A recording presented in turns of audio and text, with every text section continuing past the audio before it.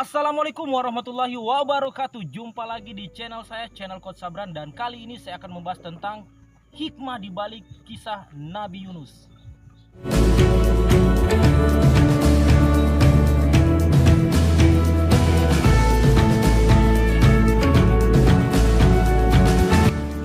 Sahabat-sahabat, ketika mendengar cerita tentang Nabi Yunus alaihi salam, khususnya bagi orang Islam, kira-kira apa yang terlintas di benak kita?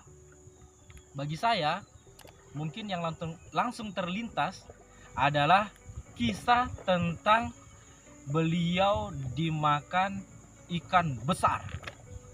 Nah, kali ini saya ingin membahas apa sih hikmah yang bisa kita petik dari kisah Nabi Yunus alaihissalam ini.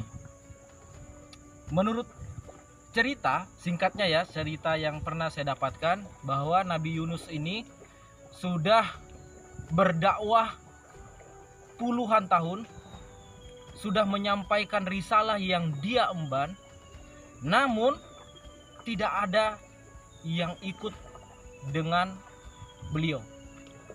Akhirnya beliau memutuskan untuk meninggalkan kaumnya,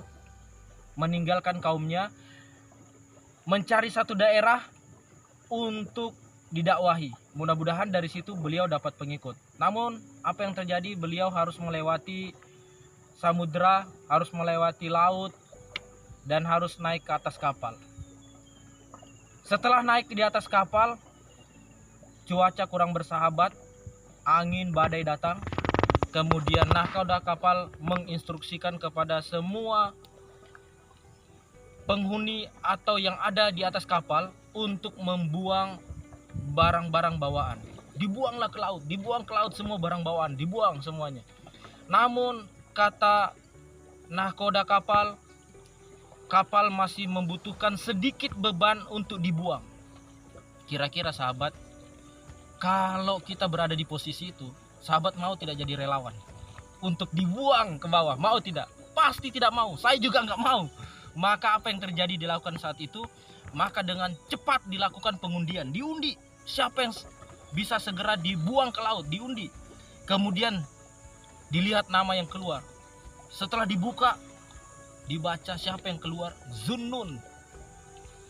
Kata nahkoda, wah ini walat kita, Nabi ini masa kita buang. Akhirnya diundi lagi, dibuka lagi, yang keluar Zunnun lagi. Ini pasti keliru. Coba kita goncang lagi. Diguncang lagi, dibuka, Zunnun lagi, langsung buang. Setelah dibuang, apa yang terjadi? Allah mengirimkan ikan besar untuk memakan Nabi Yunus alaihi salam yang biasa dipanggil Zunnun ini. Apa yang dilakukan Zunnun? Zunnun atau Nabi Yunus alaihi salam tidak mencari jalan keluar, tidak menusuk perut ikan. Dalam riwayat ya, mungkin sahabat nanti bisa cari, ada tidak riwayat yang menyebutkan bahwa ketika Nabi Yunus itu dimakan ikan besar, dia langsung mencari jalan keluar. Tidak.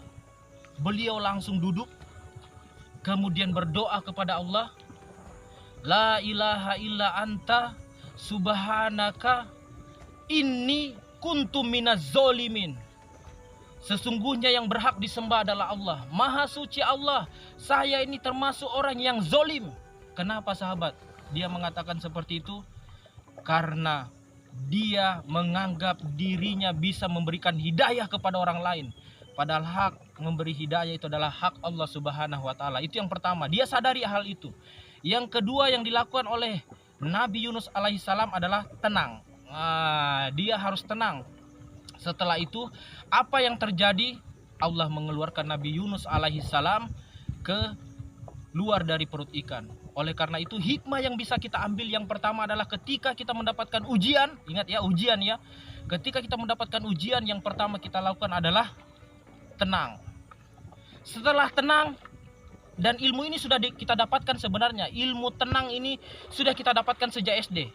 Saya, sahabat-sahabat pasti pernah SD. Pernah tidak di sekolah melihat tulisan sedang ujian, harap tenang. Wah, itu dia kuncinya di situ. Tenang dulu.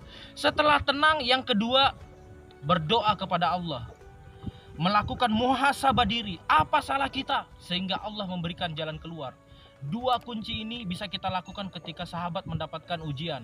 Tenang dan mohon ampun kepada Allah, dan insya Allah ujian kita selesai. Terima kasih. Assalamualaikum warahmatullahi wabarakatuh.